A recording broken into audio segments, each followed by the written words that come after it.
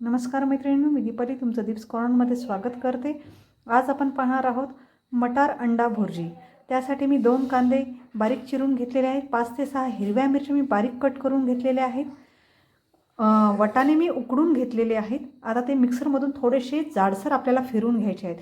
सोबतच मी थोडीशी कसुरी मेथी पण घेतलेली आहे आणि 6 ते 7 अंडे घेतलेले आहेत। आता सगळ्यात पहिले आपण वाटाणे बारीक काढून घेऊया मिक्सरमधून।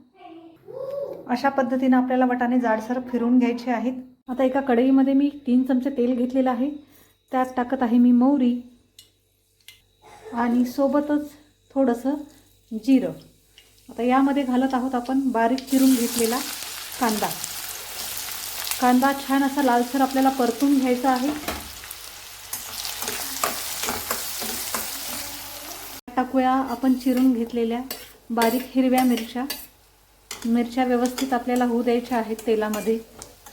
कांदाही आपला पहा किती छान असा भाजला गेलेला आहे, लालसर असा भाजला गेलेला आहे। आता यामध्ये घालत आहोत आपण बारीक करून घेतलेले वाटाणे।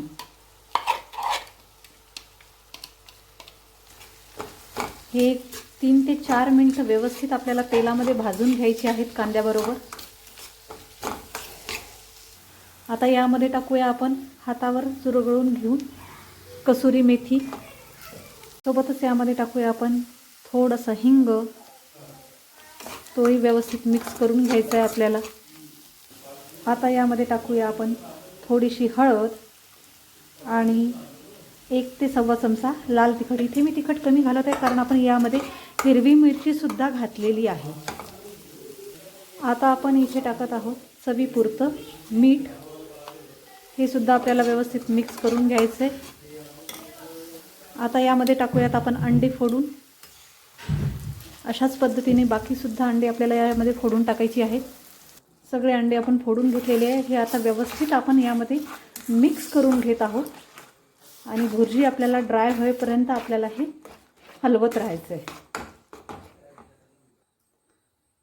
पहा आपली भुर्जी थोडी थोडी ड्राय व्हायला सुरुवात झालेली आहे।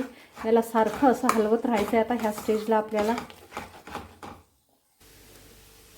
पहा आपली भुर्जी एकदम ड्राय झालेली आहे। आता यावरून टाकूया आपण कोथिंबीर। तर तयार आहे आपली मटार अंडा भुर्जी। तुम्हाला ही माझी मटार अंडा भुर्जी बनवण्याची रेसिपी आवडल्यास नक्की माझ्या चॅनलला लाईक, शेअर आणि सबस्क्राईब करा। थँक्यू।